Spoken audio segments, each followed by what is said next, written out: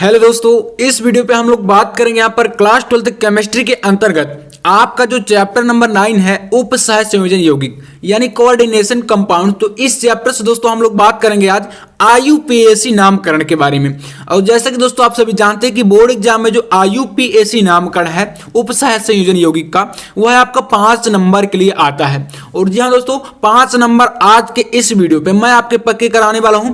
अगर आप लोग इस वीडियो को देख लेते हैं तो यहां पर मैं आपको 6 से 7 यौगिक का IUPAC नामकरण करके बताऊंगा और बिल्कुल एकदम बेहतरीन तरीके बताने वाला हूं, जिस तरीके से अगर आप लोग कोई भी आपको यौगिक दिया जाए आप उसको जो है एकदम आसान भाषा में कर लेंगे, एकदम अच्छे तरीके से। तो यहां पर कुछ तरीके मैं आपको बताऊंगा, उन तरीकों को यार बिल्कुल बेहतरीन तरीके से आप लोग समझ लीजिएगा और बाकी 100% की गारंटी है। अगर आप लोग ना कर पाए तो आप बताएंगे बाद में। तो यहां पर आपको बिल्कुल लास्ट तक अगर देखते हैं तो यार जरूर कर लेंगे, यह मैं उम्मीद करूंगा। चलिए देखते हैं, यहां पर आपका इस प्रकार से यौगिक दिया रहता है, ठीक है। इसमें आप लोग पहले समझ लीजिए, यहां पर जैसे आपका यौगिक दिया रहेगा और इसमें आपका क्वेश्चन कहेगा कि इसका जो है आपको IUPAC नामकरण करना है, ठीक है। ये आपका इस प्रकार से है। अब देखिए यहां पर आपका जो उप सह संयोजन यौगिक के अंतर्गत है, तो इसमें आपको यह देखना पड़ेगा, जैसे हमारे पास यह एक यौगिक है, ठीक है। इसको चलिए पहले देखते हैं। यहां पर आपका पहले ये है ZN, इसके बाद ब्रैकेट के अंदर है आपका NH3, ठीक है, और आपका बाहर लगा है 4 और ये आपका एक बड़ा ब्रैकेट है, ठीक है, और इसके बाद आपका बाहर लिखा है Cl2। अब इसमें दोस्तों आपको देखना ये होता है, जैसे आपका जो ब्रैकेट के अंदर का पार्ट है, ठीक है, और जो ब्रैकेट के बाहर है उसको सीधे आप लोग पहले डिवाइड कर देंगे, ठीक है। इस टाइप से आप लोग वहां पर मतलब एक प्रकार से बांट देंगे, ठीक है। अब आपने ऐसा बांट दिया, इसमें आपको करना क्या है, जो आपका सबसे पहले पार्ट आ रहा है, ठीक है, ध्यान दीजिएगा यहां पर दोस्तों, यही समझने वाली बात है। जो आपका सबसे पहले पार्ट आ रहा है आपको वहीं से नामकरण करना स्टार्ट कर देना होता है और वही आपका धनात्मक पार्ट माना जाता है, ठीक है। तो मतलब सबसे पहला आपका पॉइंट क्या है कि आपका सबसे पहला पॉइंट है कि आपको धनात्मक पार्ट से ही आपको जो है IUPAC नामकरण करना स्टार्ट करना होता है, ठीक है। अब ये आपका हुआ। और अगर इसी प्रकार से आप दूसरे की बात करें तो यहां पर आप लोग अगर देखेंगे, इसमें देखिए यहां पर इसको थोड़ा सा एग्जांपल है, भी समझ लीजिएगा, बाकी मैं आपको करके बिल्कुल बताऊंगा ही। तो यहां पर है आपका K3 और इसके बाद ब्रैकेट में आपका Fe और बाहर इसके अंदर आपका है यहाँ पर C2O4 एंड यहाँ पर है 3, ठीक है। तो इसमें देखिए आप लोग, यहाँ पर जब आप लोग ब्रैकेट के अंदर और बाहर का पार्ट जब इसमें डिवाइड करेंगे तो यहाँ पर आपको क्या देखने को मिल रहा है, ये वाला पार्ट आपका यहाँ से जब डिवाइड करेंगे तो आपका जो K3 है, ठीक है, यहाँ पर आपका K3 जो है ये क्या है, ये आपका धनात्मक आ रहा है और इसमें आपका ये वाला ब्रैकेट के अंदर का पार्ट जो है वह क्या है, ऋणात्मक आ रहा है, ठीक है। तो यहाँ पर यही समझने वाली बात है कि सबसे पहले आपको IUPAC नामकरण जब उप सह संयोजन यौगिक की बात करेंगे तो आपको वहीं से स्टार्ट करना है जो पार्ट आपका सबसे पहले आ रहा हो, ठीक है। तो यहां पर आपका जैसे इसमें आ रहा है तो हम इसको चलिए करते हैं और यहां पर मैं आपको बताऊंगा कि कौन कौन से वो तरीके होते हैं। तो यहां पर देखिए ये तो आपका एक प्रकार से क्या है, ये आपका पूरा ब्रैकेट के अंदर जो होता है इसको क्या बोलते हैं, समन्वयन क्षेत्र बोला जाता है, ठीक है। ध्यान दीजिएगा क्या बोलते हैं, तो ये वाला पार्ट जो होता है इसको बोलते हैं समन्वयन क्षेत्र, ठीक है। तो ये आपका क्या है, समन्वयन क्षेत्र है, समन्वयन क्षेत्र, ठीक है, ये आपका समन्वयन क्षेत्र का। अब इसमें यहां पर जो समन्वयन क्षेत्र है पूरा ये, इसमें आपका जो ये ब्रैकेट के अंदर का पार्ट है इसको क्या बोलते हैं, तो इसे बोलते हैं लिगेंड और ये आपका क्या होता है, तो ये केंद्रीय धातु परमाणु होता है, ठीक है। क्या बोलते हैं दोस्तों, केंद्रीय धातु परमाणु। इसी प्रकार से यहां पर आपका NH3 जो आपका है ये आपका लिगेंड है और बाहर आपका जो है ये लिगेंड की संख्या होती है। अभी मैं सब कुछ बताऊंगा, बिल्कुल थोड़ा सा यार वीडियो लॉन्ग जरूर होगा लेकिन यार एक ही वीडियो को देखने के बाद आपके सारे डाउट क्लियर रहेंगे, ठीक है। तो यहां पर आपका ये केंद्रीय धातु परमाणु, इसमें आपका ये हो गया और ये आपका लिगेंड हो गया और पूरे को मिलाकर बोलते हैं क्या है, तो समन्वयन क्षेत्र बोला जाता है। अब देखिए यहां पर जैसे हमें इसको जो है नामकरण पहले वाले का करना है तो इसमें चलिए करते जाते हैं और बाकी जो भी आपका आएगा तो उसको मैं आपको बताता जाऊंगा तो आपको क्लियर होता जाएगा। यहां पर हमें करना क्या है, धनात्मक से नामकरण करना स्टार्ट कर देना है। धनात्मक पार्ट आपका यहां पर है ZN NH3 एंड 4 और इसका होला 4 और यहां पर Cl2।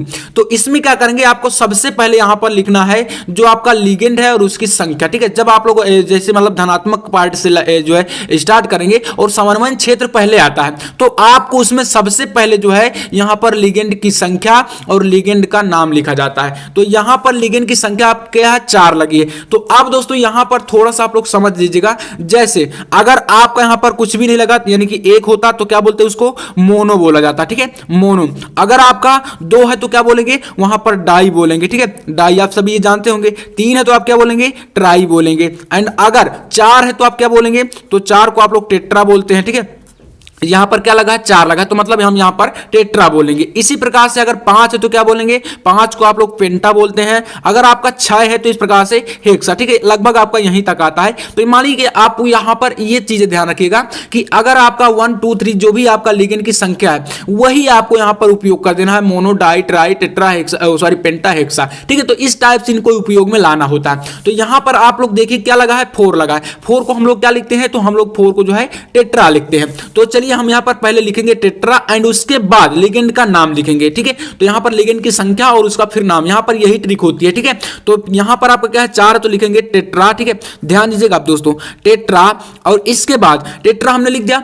अब क्या है आपका लिगेंड NH3 है। NH3 आपका अमोनिया होता है, लेकिन यहां पर जो उपसहसंयोजन यौगिक में इसको क्या बोलते हैं, इसको बोलते हैं दोस्तों एमीन। क्या बोलते हैं, एमीन। तो आप लोग यहां पर लिखेंगे टेट्रा एमीन, ठीक है, टेट्रा एमीन। और इसके बाद यहां पर आपको लिखना होता है केंद्रीय धातु जो आपका परमाणु है उसका नाम।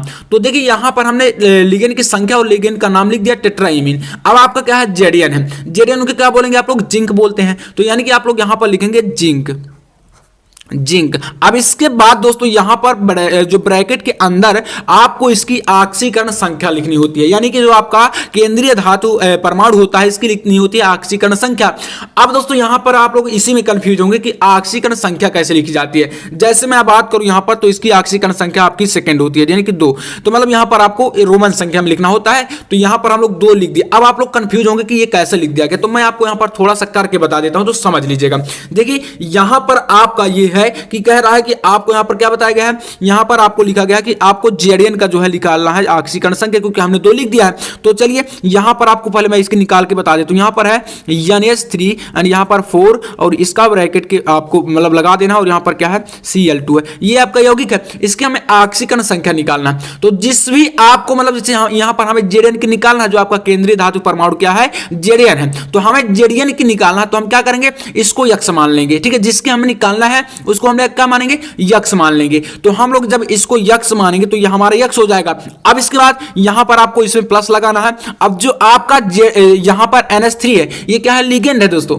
अब इसमें मैंने आपको एक वीडियो बनाया था जिसमें मैंने बताया था कि आपका जो धनात्मक लिगेंड है, ऋणात्मक लिगेंड है और आपका जो उदासीन लिगेंड है उसमें कितना कितना चार्ज होता है, मैंने आपको स्पेशल वीडियो में बताया था। तो उस वीडियो को आप लोग देख ही लीजिएगा, क्योंकि एक ही वीडियो में यार मैं सारी चीजें तो नहीं बता सकता। तो यहां पर मैं आपको यही बता रहा हूं कि जो आपका NH3 होता है, ठीक है, ये क्या होता है, ये आपका उदासीन होता है। मतलब ये आपका यहां पर 0 हो जाएगा, ठीक है, मतलब यहां पर 0 हो जाएगा। अभी और मैं आपको ऑक्सीकरण संख्या निकाल के बताऊंगा तो आपको और क्लियर हो जाएगा। तो यहां पर ये 0 हो गया, बाहर क्या लगा आपका 4 लगा है, तो यहां पर 0 गुणे आप लोग कर देंगे 4।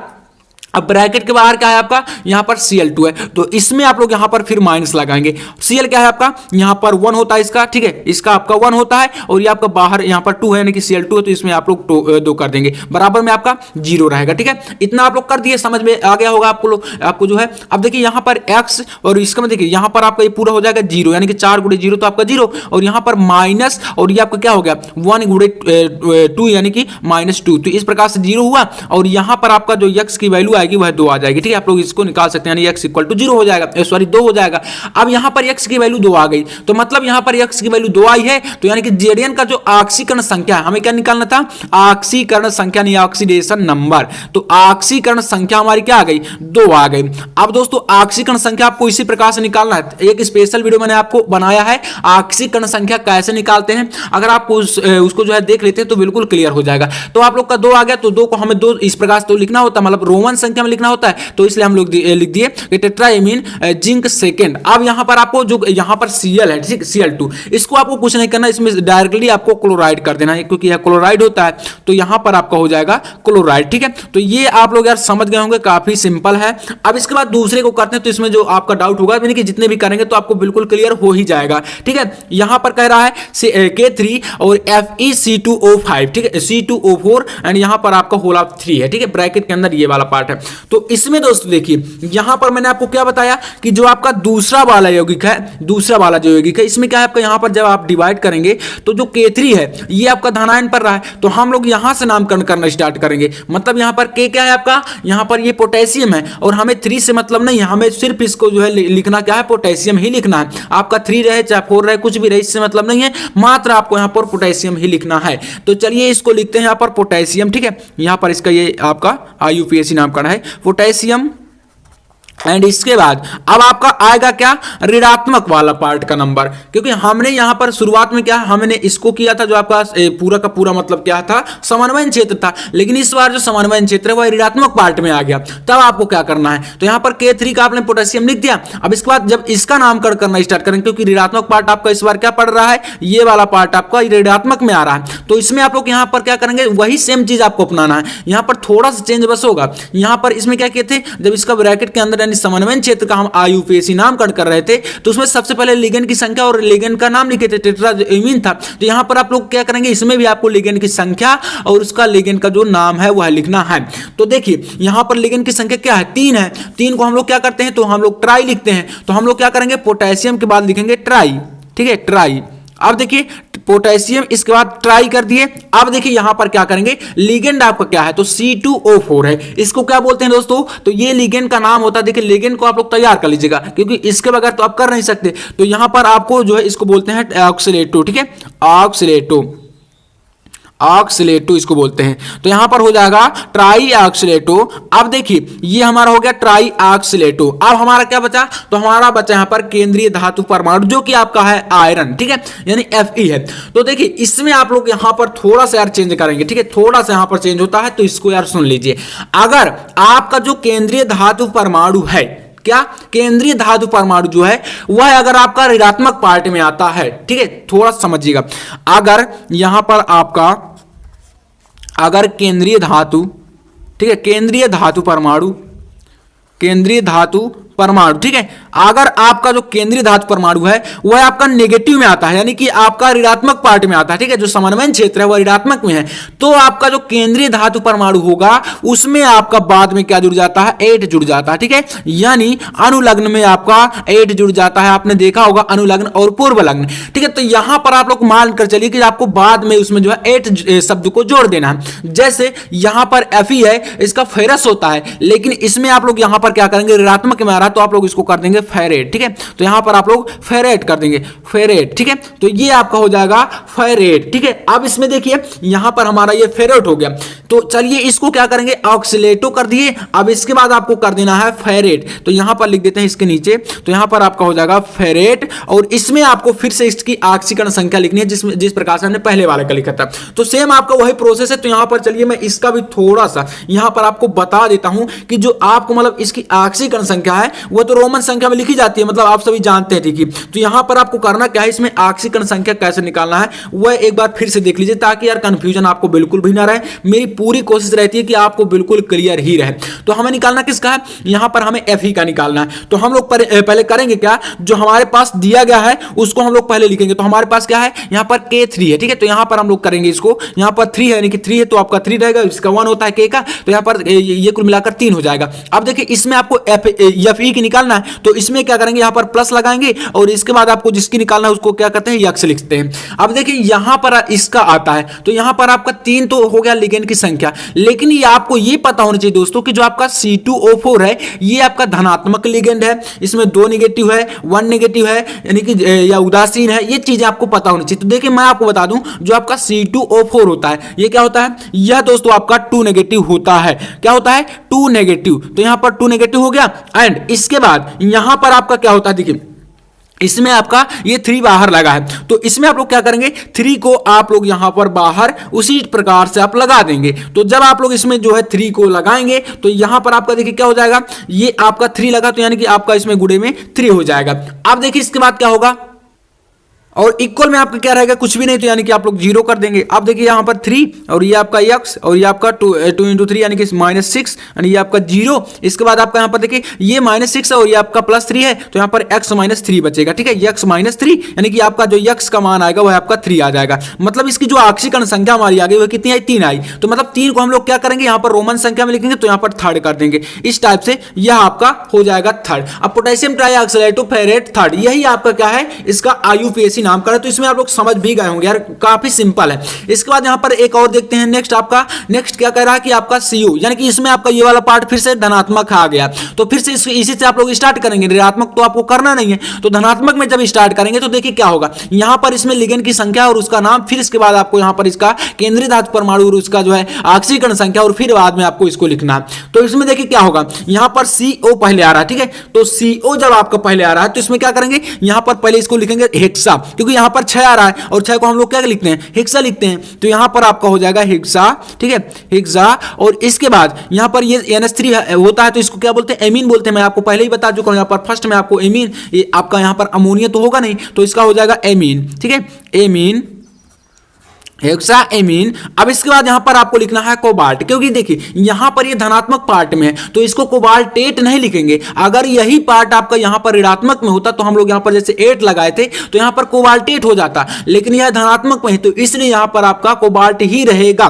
ठीक है, तो कोबाल्ट यहां पर लिखेंगे और इसकी फिर लिखेंगे ऑक्सीकरण संख्या। तो यहां पर आपका हेक्सा एमीन कोबाल्ट हो जाएगा, और इसके बाद यहां पर कोबाल्ट और इसकी ऑक्सीकरण संख्या आपकी होती है 3। ठीक है, तो यहां पर आपका ये थर्ड हो जाएगा। देखिए बार बार आपको निकाल कर तो नहीं बताऊंगा, आपको 2 बता चुका हूं, बाकी आप लोग अपने से कोशिश करिएगा निकालने की। इस पर मैंने जो है काफी सारे वीडियो बना रखे हैं। तो यहां पर आपका ये थर्ड हो गया। अब इसके बाद यहां पर आपका ये हो जाएगा क्लोराइड, इसमें कुछ भी नहीं करना, क्लोराइड। ठीक है, क्लोराइड ये आपका हुआ इस प्रकार से इसका IUPAC नामकरण। तो इसका आपका ये हो गया। इसके बाद देखिए अगला देखते हैं एक और। तो यहां पर आपका, क्योंकि हम इसमें जो है 7 आपको बताऊंगा बिल्कुल, तो 7 से आपका क्लियर हो ही जाएगा यार। इसके बाद यहां पर ये वाले में आते हैं, तो इसमें आपका यहां से अगर डिवाइड करेंगे तो यानी आपका पहले आ रहा है, यानी कि आपका धनात्मक पार्ट यहां पर यानी है, तो यानी को क्या बोलते हैं, तो इसको बोलते हैं सोडियम। तो यहां पर आपका इसका हो जाएगा सोडियम। ठीक है, क्या होगा, सोडियम। अब इसके बाद देखिए सोडियम हो गया। अब यहां पर आते हैं इसमें ऋणात्मक वाले पार्ट में, तो इसको क्या बोलते हैं, इसको बोलते हैं समन्वयन क्षेत्र। और समन्वयन क्षेत्र अगर आपका ऋणात्मक है तो उसमें सबसे पहले आप लिखेंगे, तो देखिए केंद्रीय धातु परमाणु सॉरी लिगेंड और लिगेंड की संख्या। तो लिगेंड का नाम आपका यहां पर CN है, CN को क्या बोलते हैं, साइनो बोलते हैं। और यहां पर 6 लगा तो इसको बोलेंगे हेक्सा। क्या बोलेंगे, हेक्सा। तो यहां पर दोस्तों ध्यान दीजिएगा, सबसे पहले थोड़ा सा कंफ्यूजन वाली बात यह है, यहां पर आपका ब्रैकेट के बाहर 3 लगा है। ठीक है, अब आप लोग सोच रहे होंगे कि इसको हम लोग कहां पर लिखेंगे, तो देखिए यहां पर आपका 3 जो है यह आयन है। तो आयन को आप लोग हमेशा जो है शुरुआत में जो आप इसे लिखे हैं, इसके यानी कि आपको सोडियम के साथ ही जोड़ देना है। तो यहां पर आयन कितने हैं, 3 है, तो इसलिए आप लोग यहां पर लिखेंगे थर्ड। ठीक है, थर्ड। अब इसके बाद यहां पर फिर आपको इसमें इस पार्ट का करना है, तो यहां पर आपका क्या है, 6 है, तो हेक्सा बोलेंगे इसको।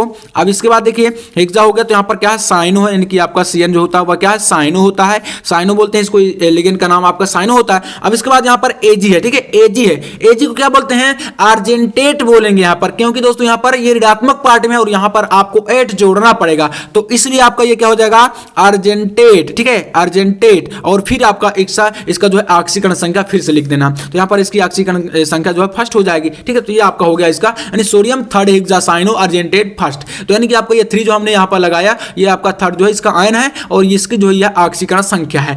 अब देखते हैं पांचवा। देखिए पांचवा क्या है यहां पर, तो इसमें भी आप लोग यहां पर डिवाइड करेंगे। इस प्रकार से डिवाइड करने पर आपका K2 जो है वह धनात्मक पे आ रहा है, तो आप लोग जो इसको पहले लिखेंगे, यानी कि आपका K2 क्या है, यह आपका पोटेशियम है, तो इसको लिखेंगे पोटेशियम। ठीक है, पोटेशियम।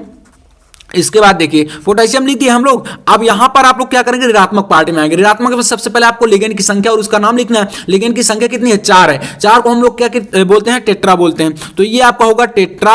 एंड इसके बाद यहां पर आपका क्या है, CN है। CN को क्या बोलते हैं, साइनो, तो यहां पर हो जाएगा आपका साइनो, तो साइनो लिख दिए। अब इसके बाद देखिए साइनो के बाद यहां पर आपको क्या करना है, इसका NI को क्या बोलते हैं, ये होता है निकेल। निकेल होता है दोस्तों, देखिए निकेल होता है, लेकिन यहां पर आपको निकेल को क्या बोलना है, निकिलेट। निकिलेट क्यों बोलेंगे, क्योंकि यहां पर आपका जो समन्वयन क्षेत्र है वह ऋणात्मक पार्ट में है, और ऋणात्मक पार्ट में जो अगर आपका केंद्रीय धातु परमाणु होता है तो उसमें आप लोग 8 शब्द जोड़ते हैं। मैं आपको कई बार अभी बता चुका हूं। तो यहां पर आपका हो जाएगा निकिल का निकिलेट, तो यहां पर आप लोग लिखेंगे निकिलेट। ठीक है, निकिलेट, सॉरी निकलेट। तो ये आपका निकलेट हो गया। अब देखिए निकलेट हो गया तो इसकी अब आपको क्या लिखना पड़ेगा, यहाँ पर ऑक्सीकरण संख्या भी लिखना है। तो ऑक्सीकरण संख्या इसकी क्या हो जाएगी, यहाँ पर होती है इसकी सेकंड। तो यहाँ पर नीचे में आपको यार लिख देता हूं, जगह नहीं है, तो ये आपको हो जाएगा सेकंड। ठीक है, तो पोटेशियम टेट्रासाइनोनिकलेट सेकंड आपका इसका हो जाएगा। अगला देखते हैं, अगला आपका क्या कह रहा है। तो देखिए इसमें आप लोग यहाँ पर फिर से ब्रैकेट का और इसको जो है डिवाइड कर देंगे। तो जब डिवाइड करेंगे तो यहाँ पर आपका फिर से जो केंद्रीय धातु परमाणु और यानी कि जो समन्वय क्षेत्र है पूरा, वो है आपका फिर से धनात्मक पार्ट में आ गया। अब जब इसमें आ गया तो इसमें क्या करेंगे, फिर से यहीं से नामकरण करना स्टार्ट कर देंगे। इस बार हम लोग इसको तो करेंगे नहीं, यहां पर जब आएंगे तो इसमें आप लोग देखेंगे कि आपको लिगेंड की संख्या और लिगेंड का नाम लिखना है। तो देखिए यहां पर लिगेंड की संख्या कितनी है, 6 है। तो सबसे पहले आप लोग क्या करेंगे, यहां पर 6 को हेक्सा लिख दीजिए। उसके बाद हम लोग देखते हैं क्या करना है, हेक्सा। उसके बाद यहां पर आपका जो है H2O आ रहा है। H2O को आप लोग सोच रहे होंगे जल बोलते हैं यार, जल होता है, लेकिन दोस्तों यहां पर जल नहीं बोलेंगे। जो आपका उपसहसंयोजन यौगिक है इसमें आप लोग क्या बोलेंगे, इसको एक्वा बोलते हैं। ठीक है, तो एक्वा लिखेंगे यहां पर, हेक्सा एक्वा। इसके बाद आप लोग क्या करेंगे, यहां पर आएंगे आपको केंद्रीय धातु परमाणु में। तो केंद्रीय धातु परमाणु क्या है आपका, यहां पर आयरन है। तो यहां पर देखिए आप लोग क्या करेंगे, यहां पर आयरन है लेकिन यहां पर आपका क्या है, ये धनात्मक पार्ट में आ रहा है, इसलिए आप लोग यहां पर क्या करेंगे, यहां पर आप लोग ऐड तो जोड़ेंगे नहीं, तो यहां पर आप लोग आयरन कर सकते हैं। ठीक है, आयरन ही करेंगे, तो इसलिए आपका यहां पर क्या रहेगा, आयरन। अगर देखिए ये आपका जो ऋणात्मक पार्ट में आ जाता है, जो ब्रैकेट वाला पार्ट है, तो अगर आपका इस प्रकार से ऋणात्मक में आता तो आप लोग ये जो Fe है इसको क्या बोलते हैं, फेरेट बोल देते, लेकिन यहां पर आपका धनात्मक में है तो इसलिए यहां पर नहीं बोलेंगे। और इसका देखिए हेक्सा एक्वा आयरन, यहां पर इसका ऑक्सीकरण संख्या 3rd होता है, और ये आपका क्या है, Cl, यानी कि इसको बोलेंगे क्लोराइड। तो ये आपका हो जाएगा क्लोराइड। अब इसमें हमें संख्या से मतलब नहीं कि 3 लगा कि 4 लगा, ठीक है, तो आप लोग लिख देंगे क्लोराइड। अब आपका एक लास्ट बचा है, तो इसको चलिए देखते हैं। उसके बाद यहां पर आपको समझ में आ भी गया होगा। लास्ट क्या है, तो यहां पर इसको पहले डिवाइड करते हैं। यहां से यहां पर आपका धनात्मक पार्ट में आ रहा है क्या, तो यहां पर NH3 ये 6 यानी कि पूरा पार्ट आपका ये है। तो इसमें सबसे पहले आपका 6 जो है वह लिगेंड की संख्या है, तो हेक्सा लिखेंगे। और आपका जो NH3 है इसको बोलते हैं एमीन, तो यहां पर आप लोग क्या बोलेंगे, हेक्सा एमीन। ठीक है, तो यहां पर एमीन आप लोग लिखेंगे इसको। इसके बाद आपका पीटी है, पीटी क्या बोलते हैं, प्लेटिनम। तो यहां पर आपका प्लेटिनम रहे, क्योंकि देखिए अगर दोस्तों यह वाला पार्ट, फिर से ध्यान दीजिएगा, ये वाला पार्ट आपका पूरा अगर ऋणात्मक में होता, यानी कि जो आपका जो Cl4 है ये अगर पहले होता और ये वाला पार्ट बाद में होता, तो आप लोग इसको जो प्लेटिनम है इसको बोलते हैं प्लेटिनेट। क्या बोलते हैं, प्लेटिनेट। क्योंकि ऋणात्मक में हो जाता तो हमें वहां पर एट जो है जोड़ना पड़ता, लेकिन अभी धनात्मक है तो हम यहां पर कुछ नहीं जोड़ेंगे, तो ये हो जाएगा ओनली आपका प्लेटिनम, प्लेटिनम। अब इसके बाद यहां पर जो प्लेटिनम है इसकी क्या होती है, ऑक्सीकरण संख्या, तो ये आपकी 4 होती है। ठीक है, 4। अब यहां पर आपका Cl4 है तो इसको आप बोल देंगे क्लोराइड। ठीक है, इसमें कुछ भी नहीं करना, क्लोराइड। तो ये आपका क्लोराइड हो गया, यानी कि आपका कितना हुआ, hexa amine platinum 4th chloride. तो इस प्रकार से दोस्तों आपको कोई भी यौगिक दे दिया जाए, कोई भी कुछ भी आपको दे दिया जाए, सिर्फ आपको देखना क्या है, धनात्मक और ऋणात्मक पार्ट, और उसमें लिगेंड की संख्या, लिगेंड का नाम और केंद्रीय धातु परमाणु की जो आपका है ऑक्सीकरण संख्या, ऑक्सीडेशन नंबर। ये सारी चीजें अगर आप लोग देखते हैं तो IUPAC नामकरण बिल्कुल आप लोग चुटकियों में करेंगे, बिल्कुल प्रॉब्लम नहीं होगी। 5 नंबर आपका बिल्कुल बोर्ड एग्जाम में पक्का हो जाएगा। तो दोस्तों मैं उम्मीद करूंगा कि यह वीडियो आपको पसंद आया होगा। वीडियो अच्छा लगा हो तो लाइक कर देना, और चैनल पर ना तो सब्सक्राइब भी कर लेना। आगे भी आपको ऐसे ही इंपॉर्टेंट वीडियो जल्द ही यहां पर मिलने वाले हैं। आपको यहां पर class 12 physics, chemistry, biology, Hindi, English, math, ये सारे सब्जेक्ट बिल्कुल कंप्लीट तरीके से मैं तैयारी कराने वाला हूं। तो चलिए मैं मिलता हूं नेक्स्ट वीडियो में, तब तक के लिए जय हिंद, वंदे मातरम।